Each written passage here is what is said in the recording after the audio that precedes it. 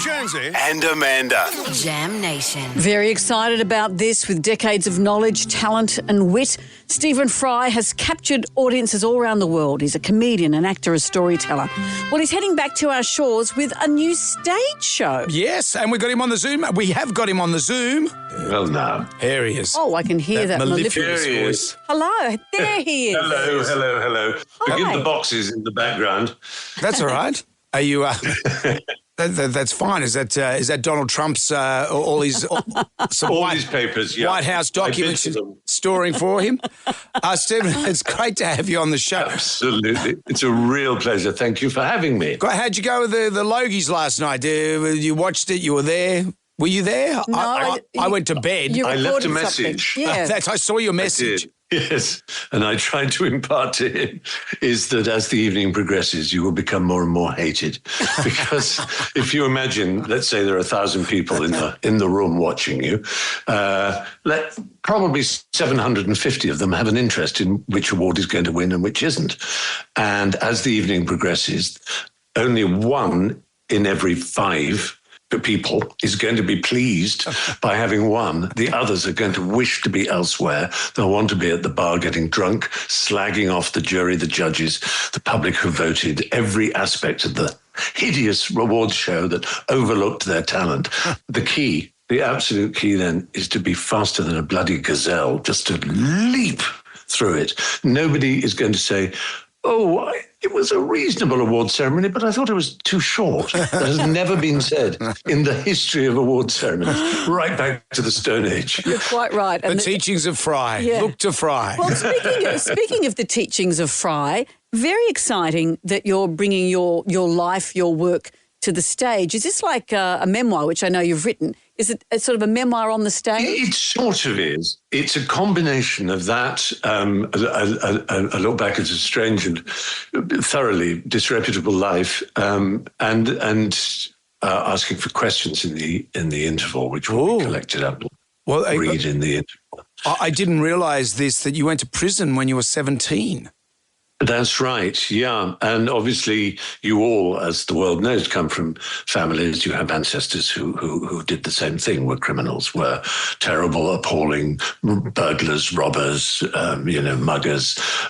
So I have a lot in common with yours. That's terrible. I can't believe that an Englishman is still making references to the convict history. Too soon. The fatal shore. Yeah.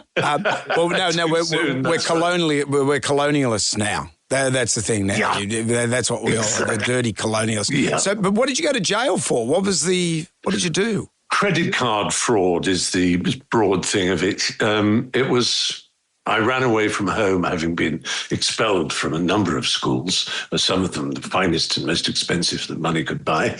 And I wandered about. It was getting cold. I was in a pub, nursing a beer with what little money I had, and I saw a coat that looked rather my size. And I went up to the coat hangers where it was against a wall and just slipped it on and slipped out of the pub. And then I found a wallet in it. And it had 3 credit cards. One that's now, I don't know if it still exists, called Diners Club, which was like a sort of, like an Amex, but and another was a MasterCard, an early MasterCard, and another was with a Barclay card, it was called a Visa now, I guess. But anyway, I then went what you could only call ape around Britain, about 7 different counties, staying in hotels, including the Ritz at one point.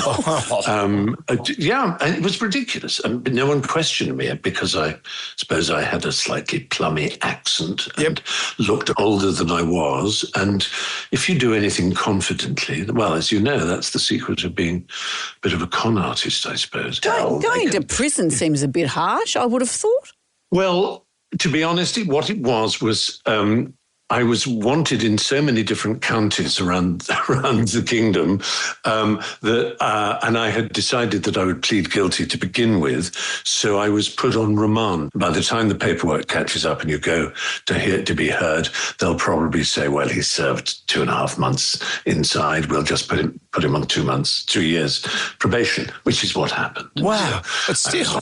Yeah. But still, that's... Yeah, it was but as I say, and people always think it's a joke, and it is quite funny, but it was also true.